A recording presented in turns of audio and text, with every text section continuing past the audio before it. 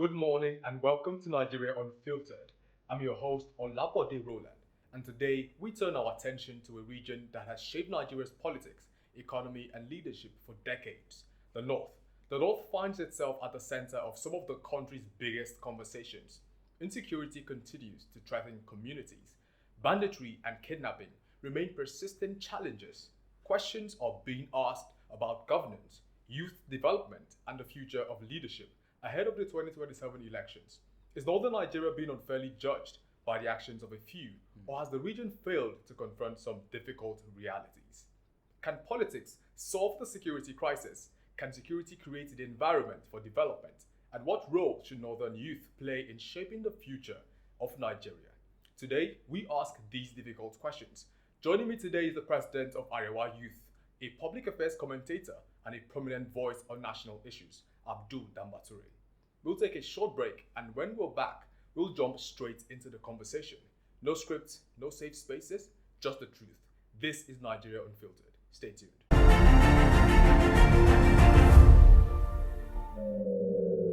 Welcome back to Nigeria Unfiltered. We're having a conversation with the president of Arewa Youth, Abdul Danbature. Thank you for joining us on.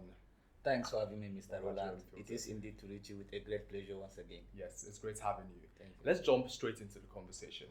Now, Nigeria has battled Boko Haram, ISWAP, banditry, and kidnapping for over a decade, in fact. Yes. And for many Nigerians today, the mention of northern Nigeria immediately evokes thoughts of things relating to banditry, terrorism, and even kidnapping.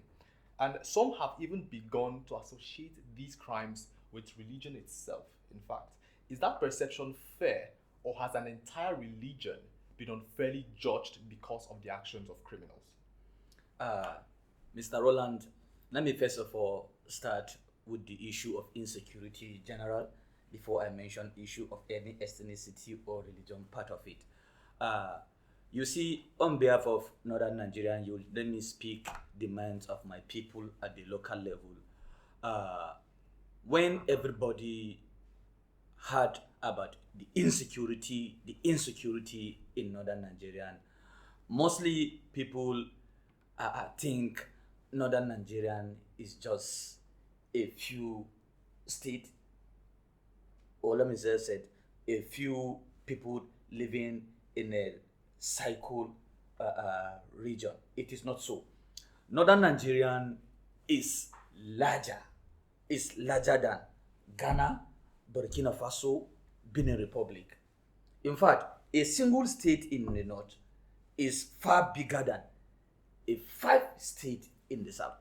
So, when we talk of insecurity, we must have to be careful, most especially the kind of people we are trying to represent, or the kind of people we are trying to protect, without mixing up the issue with politics.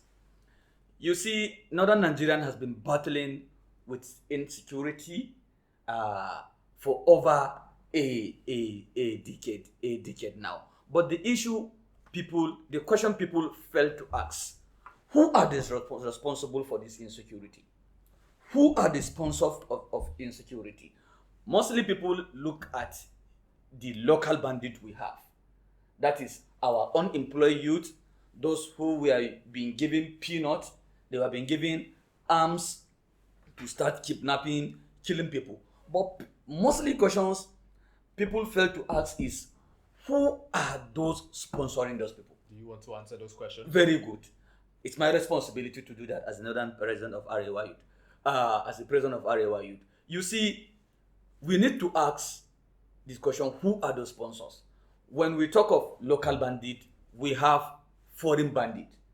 We have international bandit. Then who are those people? You see, that was the reason why I am here, to tell my people, to also tell their people that, look, Tinubu is not our problem. I am part of the youth leader that lead campaign against Goodluck Jonathan. As it is today, we apologize to him that Goodluck Jonathan is innocent. As a citizens of this country who believe in the unity of this country, we apologize to Goodluck Jonathan on behalf of the entire Northern Nigerian youth. So, for us to keep blaming our leaders at the top, that is President Bola Ahmed Tinubu, it is very, very wrong. We need to ask ourselves, how does this start? Where does all this problem come from? If we do not do that, then we will not have the solution. So we will have to do that, and it's our responsibility to mobilize our youth, because what people don't know is that the northern Nigerian youth are the most honest and loyal youth on earth. We so much believe in democracy, we so much believe in unity of this country.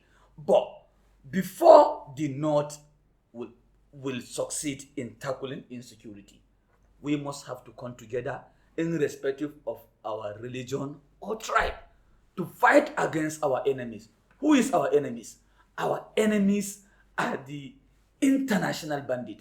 Our enemies are the foreign bandit. Those who are extorting our mineral resources, those who are stealing our gold, lithiums, and exchanging it with weapons, with drugs, for us to start killing our people with peanut. Just imagine what the bandit had been displaying on a social media. A bandit had been requesting for our people, our youth, to send them money, requesting their account for them to send our people money, peanut, 40,000, 20,000, and our youth have been coming up, trooping into it, dropping their account just because they have nothing to do, just because they are hungry. So until we tackle that, if not, insecurity will keep on going on in northern Nigeria, and whatsoever affect the northern Nigerian affect the entire Nigeria. It affects it, in fact, and that's why I even asked the question earlier. Why do you now think Nigerians struggle to separate this terrorism from the concept of religion? Why is there a misconception around that? It's because, our leaders has neglected the whole situation when it starts at the early stage. What is the early stage and how have they neglected them? Okay, you see, when our leaders try to use the insecurity in northern Nigeria to play politics with it, what do you expect? There should be no result. Because most of them, not all, majority of our leaders in the north, majorities of our politicians in the northern Nigerian, they use the insecurity to play politics with it. What types of politics are they playing with the insecurity? Okay, for example, I'm not here to play politics. I'm a very good critic of this government, but let me come to reality part of it. If you are talking of northern Nigeria today, it's a region whereby the economic of the region has crumbled. No any job opportunity. People cannot go to their farms. Most of activities have crumbled in the northern Nigeria. But when this administration came on board, the administration of President Bola Ahmed Tinubu, after removing subsidy, the northern Nigerian has benefited more from any other region in this country. The northern Nigerians have been getting trillions of naira every month from the president. And this president has been giving them this money for them to impact their people. But as I'm talking to you, our leaders are not doing anything with it. They use the money for their friends and family. So you see, all these are the major challenges until our leaders realize that they need to take the responsibility of their people as leaders for them to create impact. If not, the northern Nigerian will keep on crumbling.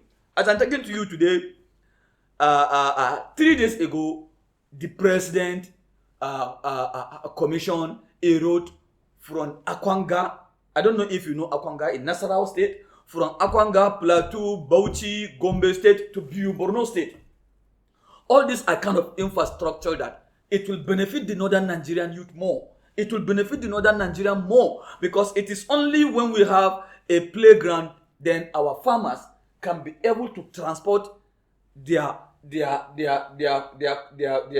whatsoever they produce from the farm to the market. These are the kind of infrastructure we need, and the president is giving us. So you see, there is no need of us blaming either Goodluck Jonathan or we are blaming President Bola Ahmed Tinubu. No, the problem is within our leaders. Until our leaders realize that insecurity has to be different from politics. By leaders, do you mean governors? Yes, of course. So the governors are not doing enough to help the youth? The governors are not doing enough. In fact, our governors need to know that the northern Nigerian, the platform Sir Ahmadu Bello give them, they did not give we, the youth, such kind of opportunity to express the talent we have. We are honest, we are innocent, but we don't have that. Why? Because they always want to use us for politics. That's interesting. Thank you. They always want to use us to play politics. Because, look, let me tell you, Northern Nigerian, we are the most honest and loyal citizens on this earth. Whatsoever our leaders tell us, we go by it, not because of anything. It's on our culture and tradition. We respect elders. But as it is now, it will not happen. Under my watch, no, it will not happen again.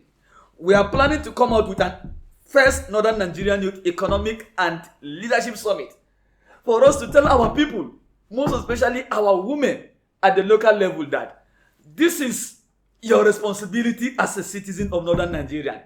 You have to ask your leaders accountable. By doing so, that is when we will have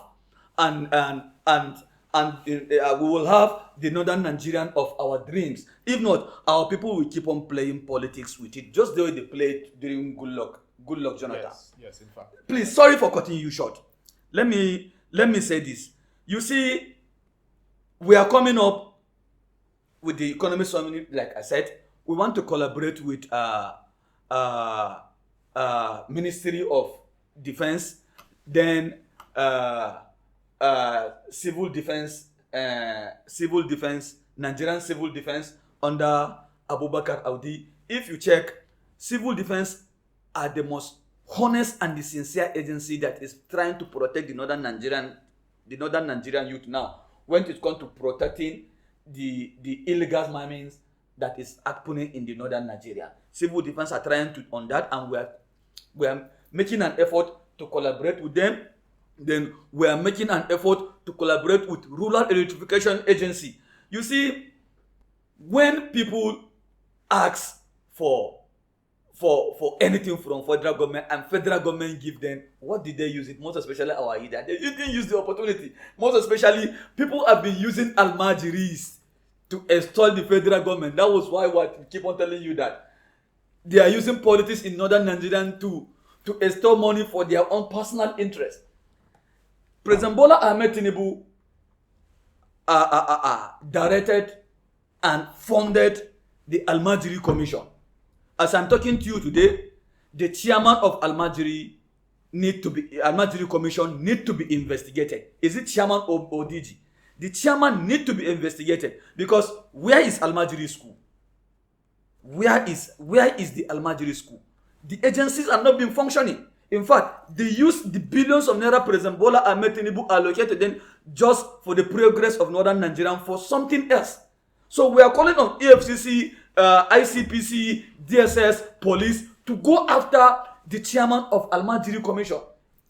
If not, the insecurity will not end in the north. Yes. The role of MD of Rural Electrification Agency now in the Northern Nigeria is far better than Almajiri Commission. MD Rural Electrification Agency, each and every village you go now in the north, you will see the project of Rural Electrification Agency under Abba.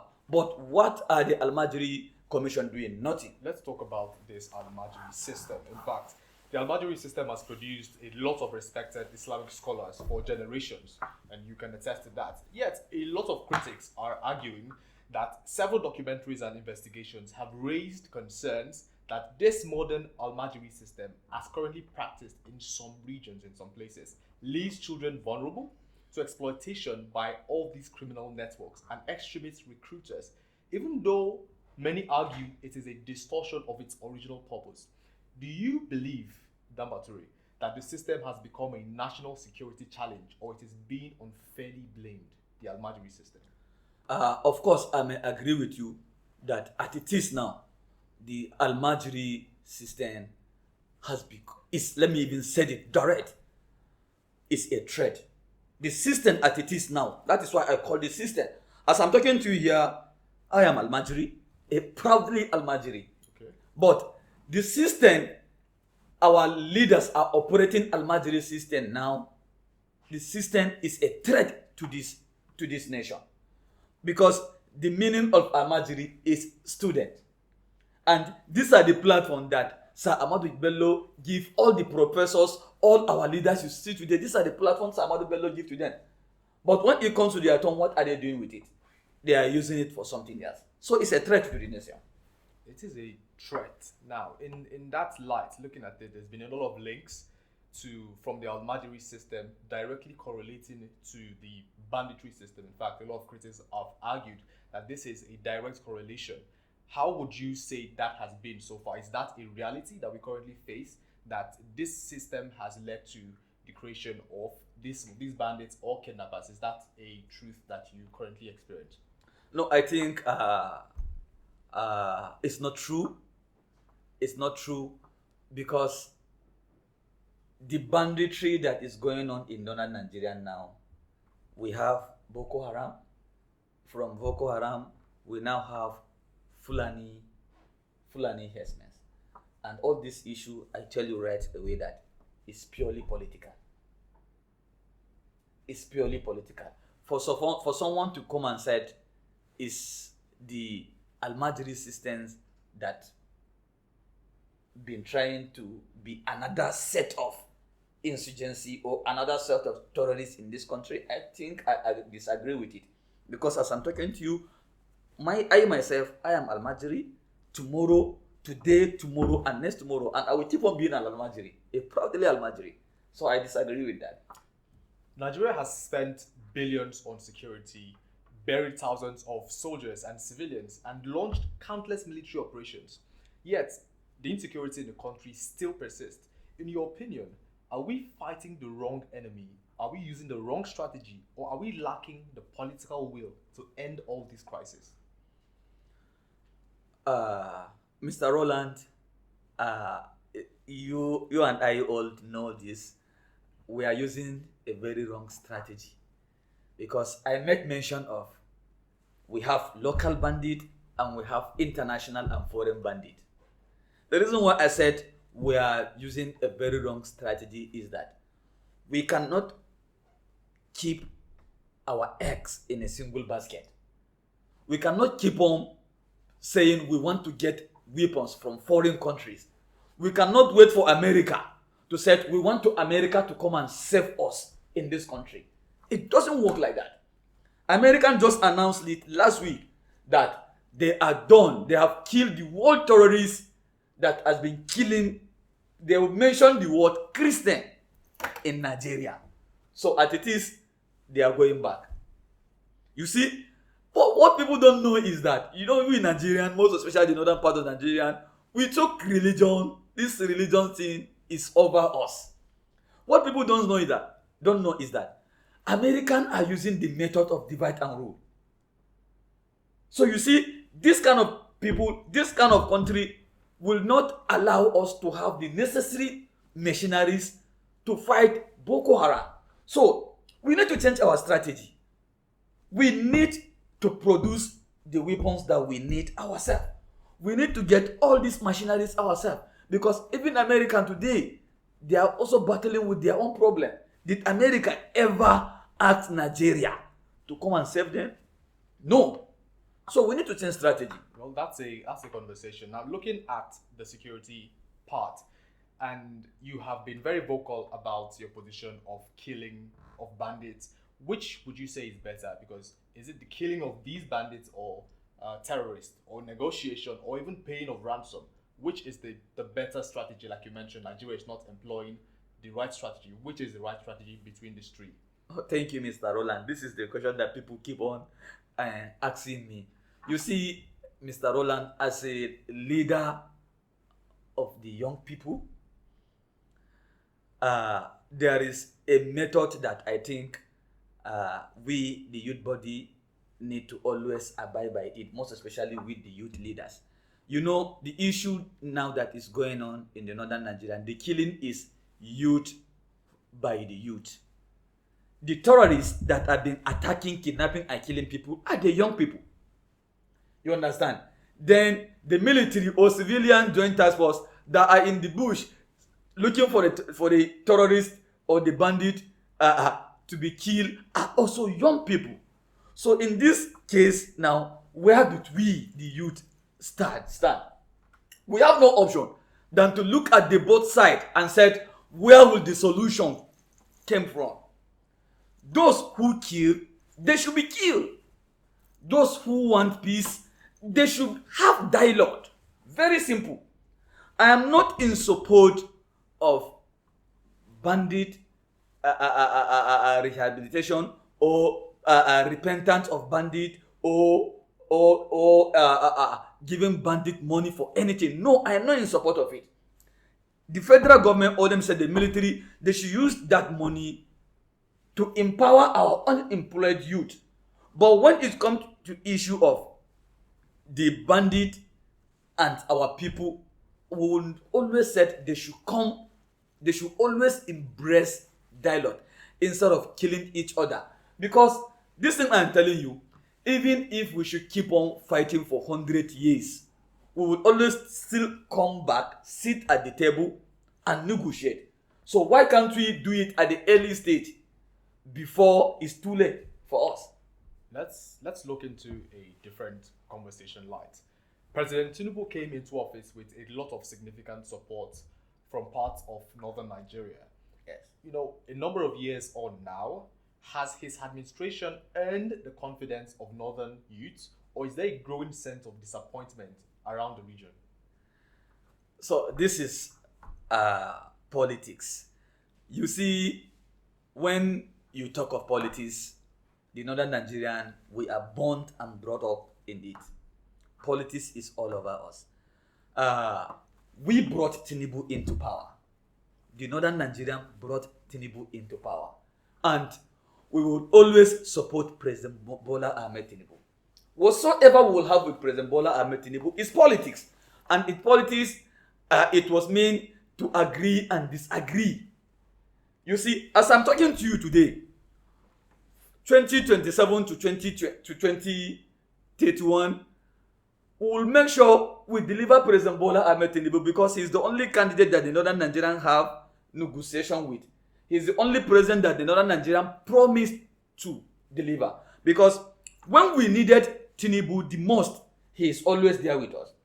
If you could remember, Tinubu supported Atiku to become president when the net needed him more. When he was even a governor in Lagos State, he sacrificed his time, his energy, and everything to northern Nigeria. Before, after Atiku, he now came and supported Nuhu Ribadu.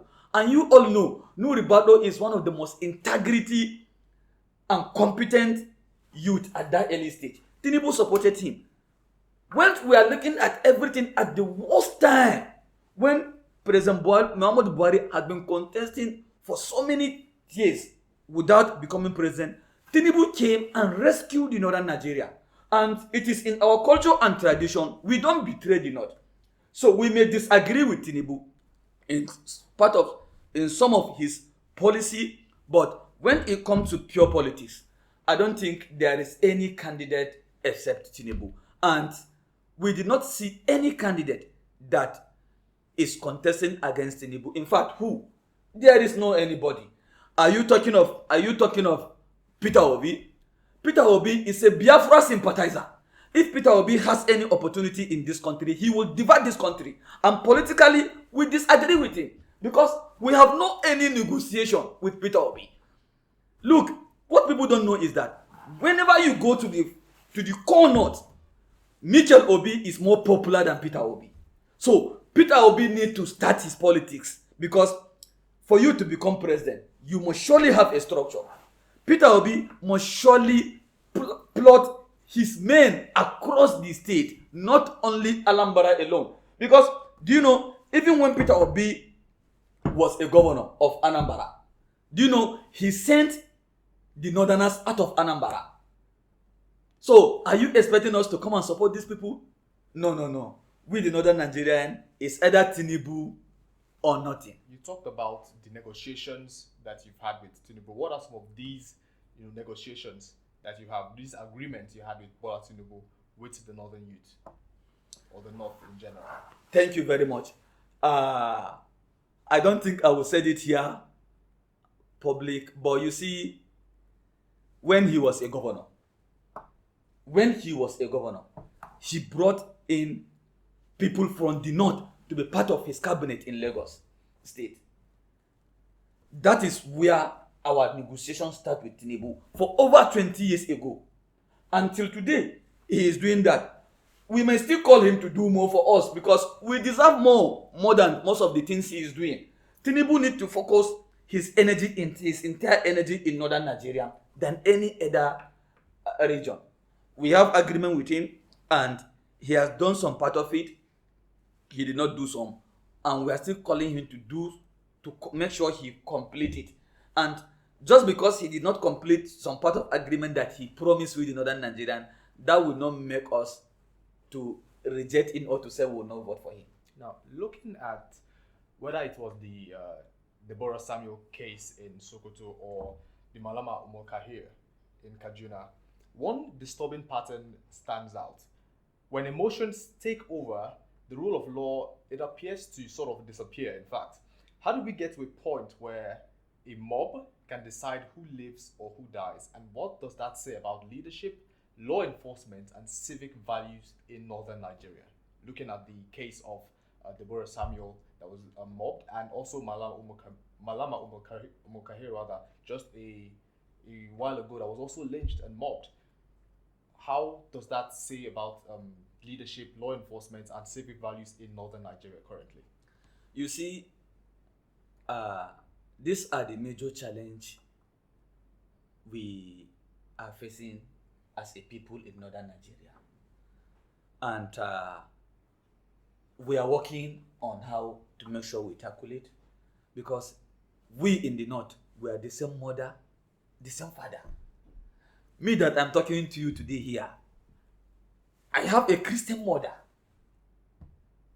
You see, but whenever you are coming up in a society, that was the reason why I keep on mentioning international bandit. People will use the disadvantaged part of you, that is the poverty that is been disturbing the north, to make sure they create chaos. So those are the things that some other people are using such influence to make sure we did not stay in peace. But make your research as a journalist, we are living more peaceful with one another in northern Nigeria, more than what happened with Deborah, more than what people have been using Deborah's issues for. Deborah's issues is very unfortunate. We all condemn it, and we are not part of it. We did not support it. But it's our responsibility as youth body to always talk to ourselves, and we'll keep on doing that. And inshallah, that will not happen to any of us again.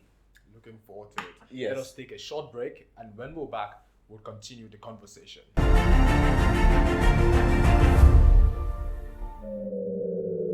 Welcome back to Nigeria Unfiltered.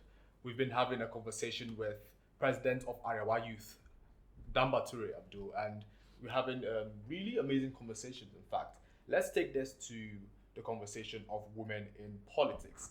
Now, there has been conversations around what is necessary for women in politics. Now, northern women, or northern Nigeria rather, has produced remarkable women around business, academia, and even public service. Yet, elective politics itself remains overwhelmingly male-dominated. What, in your view, is the single biggest barrier preventing more northern women from reaching political leadership? You see, the northern Nigerian has a very, what will I say it? They have a very long and good history when it comes to women in leadership. I don't know if you heard of Queen Amina of Zaria. So over a decade, the northern Nigerian has produced a lot of women, good women, who represent their community and society very well. But as it is today, the reason why we don't have such kind of women in positions now is the same thing that is also affecting we the youth. Even we the youth, we are not having opportunities in politics, talk less of the women. Look at President Bola Ahmed Tinubu's ministers or cabinet now. You will see young, vibrant youth from the south that are part of his cabinet that are ministers. But in our own part, you will see a former governor is trying to compete with an ordinary youth in a ministerial position. So you see, the issue still lies on our bad leaders who doesn't want to vacate their seat for our people to come on board. But with the good awareness we have been having and try to encourage our women, as I'm talking to you, in the next President Bola Ahmed Tinubu regime, that is after 2027, you will see young, vibrant women that will take over leadership in this country. We are working on that, and it will yield a very good result. I'm hoping for that because it's a conversation that should be had. And now let's move on to our rapid fire session. Now, this session, I'll ask you a question and you answer with a word or a sentence, either the answer to the question. So let's start. What are 3 words that describe northern Nigeria? Honesty. Honesty. And the last 2? Integrity. And finally? Honesty, integrity, and fairness. And fairness. Yes. 1 word to describe Nigeria today. 1 word to describe Nigeria today. As it is now, we are just trying to discovery. We're trying to discover ourselves, because in previous leadership, we have a lot of mess up in our economy and other part of the leaders. So discovery. Yes, discovery. Fear or faith? Faith. Islam, Christianity, or humanity? Humanity. Religion or the rule of law? The rule of law. Tribe or Nigeria? Nigeria. Negotiation or military force? Negotiation. In 1 word, the biggest problem facing the North? Unemployment. Tinubu in 1 word?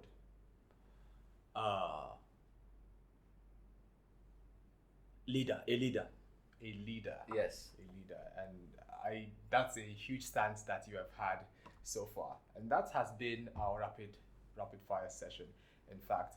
Now, today's conversation reminds us that the future of northern Nigeria cannot be separated from the future of Nigeria itself. We've examined difficult questions about insecurity, politics, governance, and the role of leadership in shaping tomorrow. Whether you agree or disagree with our guest, one thing is certain: these are conversations we cannot afford to avoid. Democracy grows stronger when ideas are challenged, perspectives are heard, and citizens remain engaged. The question now is yours. Can Nigeria overcome insecurity and political divisions to build a nation where justice, opportunity, and unity are realities for every citizen? We would love to hear your thoughts. Continue the conversation in the comments, but remember to keep it respectful and constructive. If you enjoyed this episode, don't forget to like, share, and subscribe for more thought-provoking conversations on Nigeria Unfiltered. Until next time, I'm Olabode Roland. No scripts, no safe spaces, just the truth. Good day, and God bless the Federal Republic of Nigeria. Thank you for joining us. I'm Abdul. Very good.